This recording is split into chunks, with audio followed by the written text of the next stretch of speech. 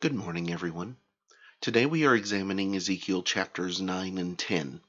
And as we read the chapters yesterday, we mentioned that this was a continuation of chapter 8 with the vision that is brought to Ezekiel of Jerusalem and the things specifically going on in the temple. And I want to reiterate something very important as we delve into a discussion of chapters 9 and 10 this morning. And that is the fact that this is a vision. This is a dream that Ezekiel is having. He is not literally in the temple. These things are not literally taking place. And so when you read in chapter 9 of the Lord sending those individuals out to kill all of those people that are around and all of those people that are found worshiping these idols, that it does not literally happen on this occasion, though it is symbolic of what is going to happen with the fall of Jerusalem and the things that are going to follow thereafter. Chapter 10 is also not going to be the end of this particular vision. That's actually going to take place in the next chapter, in chapter 11. So just a couple of reminders of the things that are being said here that we're really in the center sphere of the entire vision that Ezekiel is going to receive. And we have to bear that in mind as we pull out the lessons from this particular chapter. And so a couple of things that I want us to notice, especially from chapter 9. Chapter 10 is very much going to be a reiteration almost of chapter 1 with the description of the glory of the Lord and a description of the cherubs that are going to be brought forth. And as a matter of fact, he's going to say in chapter 10 that these were the same ones that he saw at the beginning in chapter 1. And so you have a lot of those areas of chapter 10 being a reminder of the aspects of the glory of the Lord, of the fact that God sees everything that's going on, of the fact that God is and can be everywhere, of the fact that the glory of the Lord is over or was in the temple, but then lifts up above the temple. The glory of the Lord is departing from his place as far as that part of it goes. And so you have all of those things being discussed in chapter 10. And having said all of that, we won't go back into that and repeat those things later on in this video today.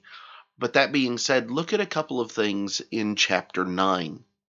In chapter 9, verse 4, God says, "And the Lord said to him, Go through the midst of the city, through the midst of Jerusalem, and put a mark on the foreheads of the men who sigh and cry over all the abominations that are done within it." And if you get down to the end of chapter 9, in verse 11, the man clothed with linen who had the inkhorn at his side reported back and said, "I have done as you commanded me."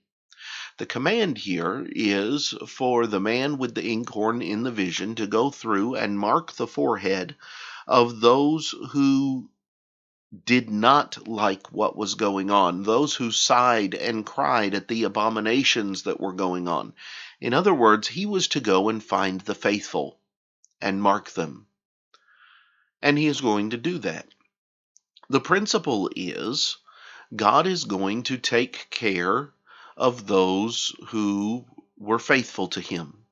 God is going to take care of those who are righteous in the midst of this judgment on a very deeply unrighteous people.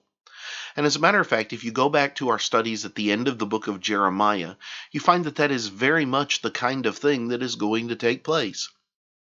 You are going to have those who did not go along with the idolatry and did not go along with all of the false teaching that was going on, who are going to survive the various levels of captivity.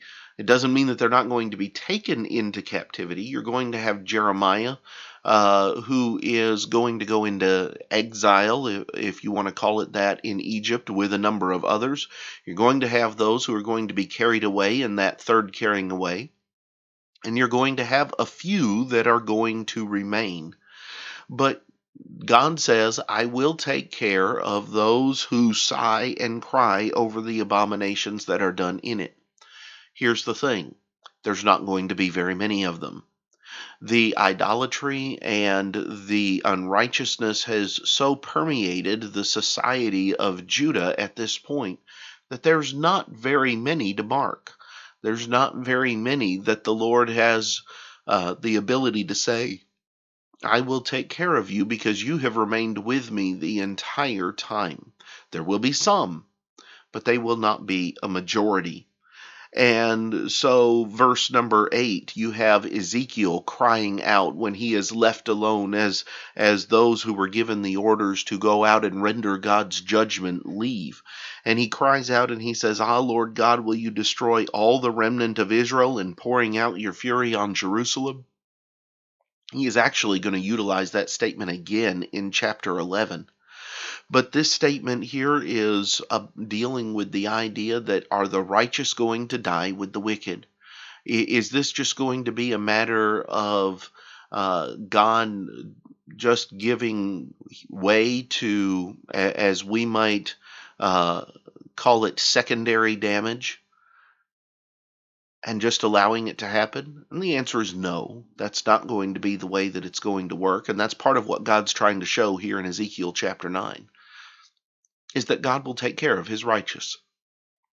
And so as you come through chapter 9, you really have this recognition of the punishment that's coming, yes, but also the fact that God has taken into account that there are righteous people there. And you think back to many other occasions, and God has done exactly the same thing.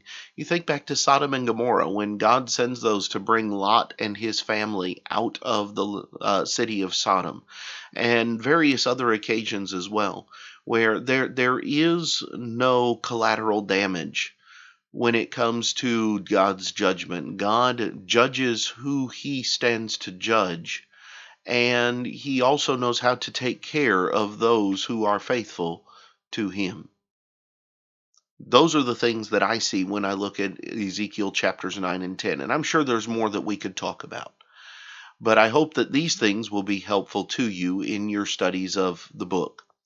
Tomorrow, Lord willing, we will come back and we will examine Ezekiel chapter 11. But until then, I hope you have a great day.